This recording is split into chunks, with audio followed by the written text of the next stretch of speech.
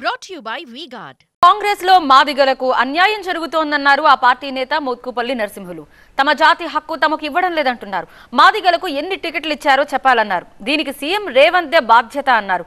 ఇంతవరకు CM appointment కూడా ఇవ్వలేదని, మాదిగలమనే మమ్మల్ని సీఎం చిన్న చూపు చూస్తున్నారని కామెంట్ చేశారు మోత్కుపల్లి. టికెట్ల కోసం సర్వేలు చేశారన్న వార్తలన్నీ బోగస్ అన్నారు మోత్కుపల్లి. సీఎం ఎవరిని అనుకుంటే వారికే టికెట్ ఇస్తుందన్నారు. దీనిపై మరింత సమాచారం మా సీనియర్ కరెస్పాండెంట్ అశోక్ అందిస్తారు. మనతో పాటు సీనియర్ పొలిటీషియన్ మోత్కుపల్లి నరసింహులు ఉన్నారు, ఆయనతో మాట్లాడదాం. సార్ చెప్పండి, ఏంటి కొన్ని రోజుల నుంచి కూడా ప్రెస్ మీట్లు పెడుతున్నారు, కాంగ్రెస్ పార్టీ గురించి అటు మాదిగలకు అన్యాయం జరుగుతుందని చెప్పి కూడా మీరు ప్రెస్ మీట్లు పెడుతున్న పరిస్థితి కనిపిస్తుంది. దానికి సంబంధించి ఏం చెప్పాలి?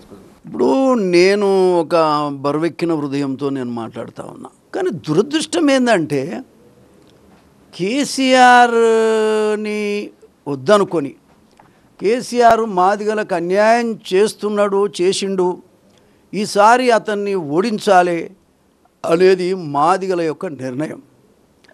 నిన్న కాంగ్రెస్ పార్టీ గెలవటానికి మూల కారణం మాదిగలు. ప్రతి పార్లమెంట్లో మాదిగలు 3.5 నుంచి 4 లక్షల మంది ఉన్నారు.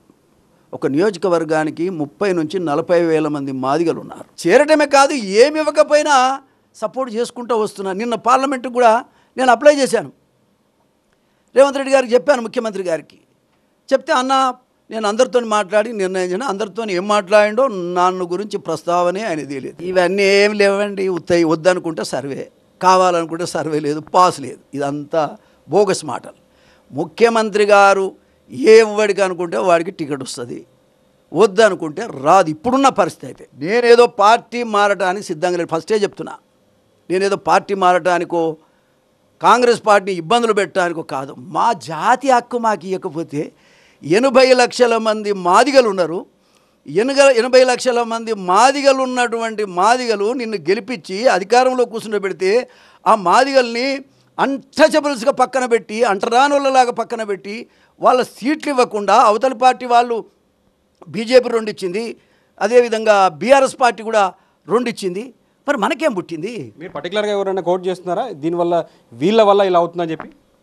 నేను ఎవరి మీద కోడ్ చేయటం లేదు సార్. రేవంత్ రెడ్డి గారు పెద్ద మనిషి కాబట్టి, ముఖ్యమంత్రి కాబట్టి ఆయనే అనాల్సి వస్తుంది, ఆయనే బాధ్యుడు. మాది నేనా?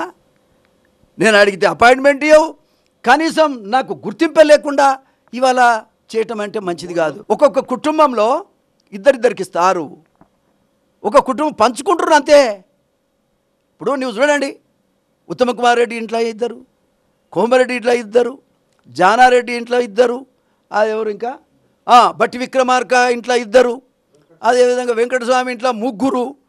మరి మేమేం పాపం చేసినామా? ఒక్క సీటుకు మా మాదిగల అర్హులు కాదా? రేపు నేను ఎన్నోసార్లు మీడియా ద్వారా ప్రభుత్వానికి కానీ పార్టీకి కానీ విజ్ఞప్తి చేశాను. రేపు ఒక పెద్ద మనిషిగా, జాతి పెద్ద ఆయనగా, నేను ఒక 30 సంవత్సరాలు ఎమ్మెల్యేగా పనిచేశాను, 6 సార్లు గెలిచాను, ఒకసారి ఇండిపెండెంట్గా కూడా నేను గెలిచినటువంటి వ్యక్తిగా నా జాతికి అన్యాయం జరుగుతూ ఉంది.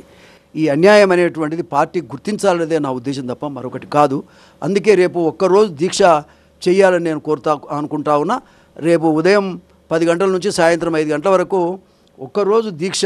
ఆ దీక్ష కూడా ఏంటంటే, కాంగ్రెస్ పార్టీ ఇప్పటికైనా పునరాలోచించాలి, మా హక్కులు కాపాడాలి, మా హక్కులు కాలరాయొద్దు. మాదిగలు 80 లక్షల మంది ఉన్నారు, 80 లక్షల మందిని గౌరవించండి, మా సీట్లు మాకు ఇవ్వండి, మమ్మల్ని గౌరవించండి అనే దాని మీదనే.